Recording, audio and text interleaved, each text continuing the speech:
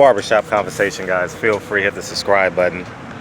So I got a chance to watch the Fight Hype video with Eddie Hearn, and I'm just going to use this as a disclaimer. You guys know I'm a A1 supporter of Deontay Wilder, so save you guys some time if you guys don't want to hear it. Is that my mommy? No, I'm doing a video. Go ahead and say it so I can finish my video. Go ahead and say it. Daddy, the video's all that. Thank you. So I'm a huge Deontay Wilder fan. Enjoy time with your family today, so I don't want to waste your time. If you don't want to listen to this, at your own discretion. So it is your views and your opinion. So if you put the hate, all the hate comments, I gave you a disclaimer.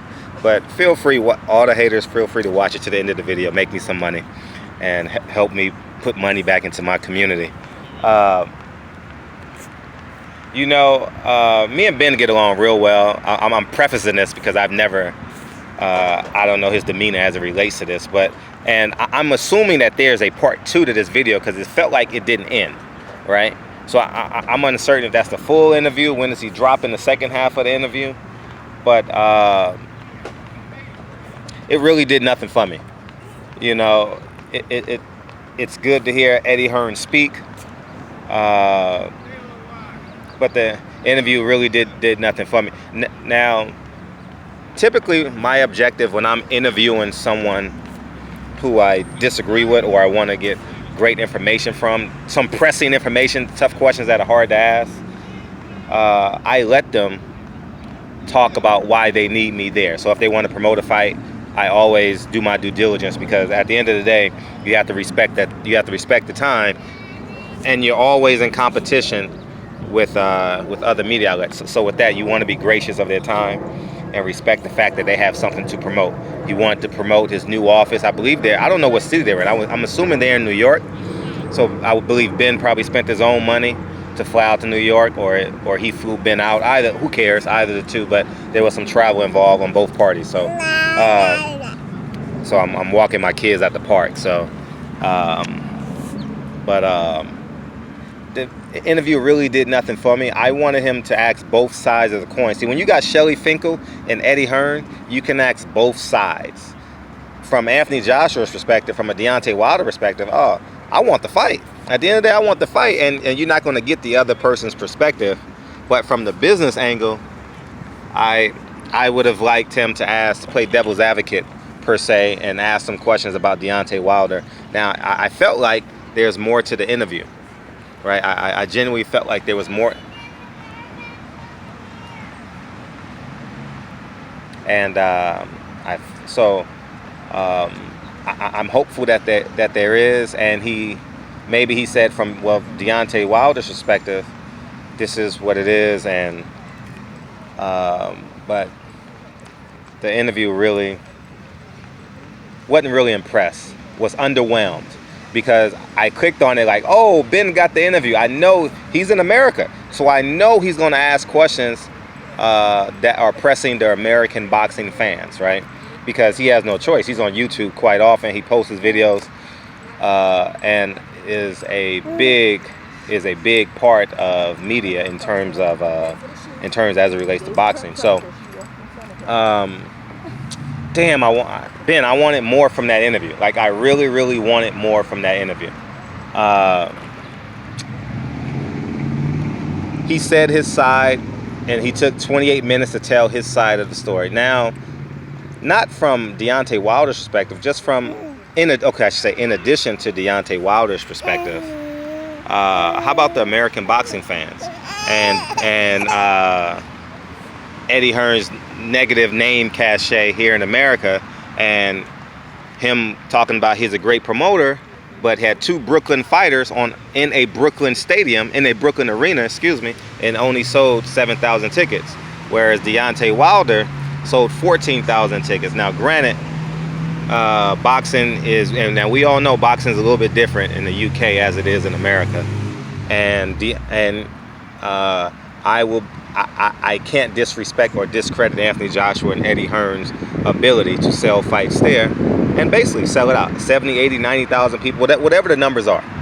So from that perspective, he deserves a congratulations. So I mean, you can never take away credit from a man who actually done the work. But in terms of promoting, like actual stone cold promoting in America, he's underwhelmed us. And I'm looking forward to the second. I hope there's a second part to that interview. You know, I genuinely really hope that there's a second part to that interview, because I mean, Ben is in a great position. Just as I say, Michelle Joy Phelps is in a great position. You know, especially Michelle Joy Phelps. You know, I'm looking forward to her next interview with Eddie Hearn. Hopefully she does a good job. Now, her and Deontay Wilder have a above average relation. I don't know how in depth it is, but you could tell the chemistry when they do the interviews. And I've seen multiple interviews. I watch all you guys' interviews. I'm not one of the media guys that say, oh, I didn't watch any of it. Listen, I'm a boxing enthusiast. Like, I watch everything. I watch as much as I can. When I'm in the car, I don't like listen to music. I'm listening to y'all videos. I'm not that guy that pretends like I don't watch anything. No. I'm a boxing true fan. I'm just fortunate enough opportunity that, you know, I was granted the opportunity of being a medium for you guys. But at Monday through Thursday, when I'm not, I'm like a fan. Like, what's next? But yeah, man. So Ben from Fight Hype, he was the chosen one, right? Not out of disrespect, but just because the guy's done his work. You know, whether you love him or hate him. I don't know how many subs he got, but I mean, he does a hell of a job in terms of covering the fighters that we really, really want to see. And Eddie Hearn has chosen him, as he said at the beginning of the interview, as the first guy to interview him. So you were the chosen one, Ben. And I know you don't want to disrespect being the chosen one. I fully get that. And I get the sentiment as it relates to you want to be respectful while you're in their home. I 100% get that, but he's the promoter, not the fighter.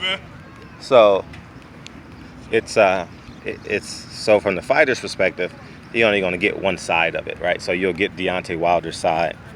You want to keep on walking, Lincoln? Okay, let's go to the next bench and sit down. And so from Anthony Joshua's perspective, and someone got to get an Anthony Joshua's interview. IFL TV, whoever else is out there, y'all need to really, really press on getting a Anthony Joshua interview, because I think that will shed some light on what's actually going on behind the scenes. And when he speaks, you'll be able to put all of Eddie Hearn's interviews together, all of Deontay Wilder, Shelly Finkel, et cetera, et cetera, et cetera, and you'll be able to align the pieces and formulate your own complete idea. So, but yeah, so I'm assuming, Ben, that's not the end of the interview. I feel like that wasn't the end of the interview. So, if it is the end of the interview, these are my thoughts. If it's not the end of the interview, I will come back and do a part 2 and tell you how I really feel. Because Shelly Finkel and Eddie Hearn knows the truth. Deontay Wilder is a guy who just wants to fight. I have no doubt in my mind Deontay Wilder unequivocally 100% wants the Anthony Joshua fight. And I know, remember I told you guys 2 months ago, before anyone knew, before anyone broadcasted it, right? Because, you know, I'm on the inside to some degree. I told you, and you guys called me crazy. The UK boxing fans called me crazy. I told you they were specifically talking to Anthony Joshua as it related to the fight. And y'all said, no, Fred don't know what the hell you're talking about. And Deontay Wilder confirmed it. I was calling him personally, telling him about the fight. I told you guys. They were using Eddie Hearn as a shield. They were holding Eddie Hearn still, right? It was like a play fake, like a play action pass, right? You want to suck up the Mike and the Will linebacker. You know what I mean? Maybe you want to throw it to the tight end over the head, throw it to the window behind them, whatever. You guys know what I'm talking about. So, and I gave you guys so much information. That interview, was it May, late April, early May? I did that I did that video and gave you guys a great deal of information, which ended up being true. And I alluded to that the fight won't happen to the second it can only be second because I knew the Povetkin deal was in place, and I didn't want to bring that out. Not because I didn't know, because I was hopeful that the fight could happen next, but it didn't. So at the end of the day, Ben, we need more from you. It was, I mean, if he paid you to come out there, if he paid for your flight and everything, I get that, you know. Maybe you want to be respectful and pay homage, but that shit just underwhelmed me. Like, I was sitting there like, okay, I'm waiting for you to ask the fans, ask the questions of the American boxing fans, right? Because we have 10 Deontay Wilder interviews to go off of. We have not one Anthony Joshua interview to go off of. So all we have is Eddie Hearn's interviews, Eddie Hearn's comments. So Ben, we need more from you. You're the liaison. You were the chosen one. I'm going to do my due diligence and request an interview. If I believe we're going to be in the same quarters, Hey, Lincoln. I'll do my due diligence and ask. Hopefully, my hand wasn't on the damn mic. Oh shit! I think my hand was. Hopefully, my hand wasn't on the mic this whole interview. But anyways, man, barbershop conversations, man. Feel free to hit the subscribe button. Have a great 4th, Ben. I hope there's a part 2. I hope you play devil's advocate. You know what I mean? In terms of asking the questions that we want, because we only know one side of the story. Anthony Joshua hasn't done any interviews. You understand? In-depth interviews. I don't know if he's done even 2-minute interviews. You know what I mean? I have no idea. So I apologize for being out of frame and all this, but I got one hand on the stroller. I see you. I got one hand on the stroller, one eye watching Lincoln, one eye watching Kennedy. And so that's basically it. So anyways, man, barbershop conversations, man. Feel free. I'm going to do the video one day on why I named my kids Lincoln and Kennedy. People think I named them after presidents, but I didn't. I'll tell you the story. It's a 20-year-old story of why I named 22-year-old reason why I chose those names. But anyways, man, so when people ask me, did you name this? I just say, yeah, and just keep moving. I don't want to really have that conversation, but I'll tell that story. And first I want to tell the person that inspired me to name them Lincoln and Kennedy, and before I tell that story, I'm going to try and reach out to the man. But anyways, man, barbershop conversations. Feel free to hit the subscribe button, and talk to you guys soon. Peace.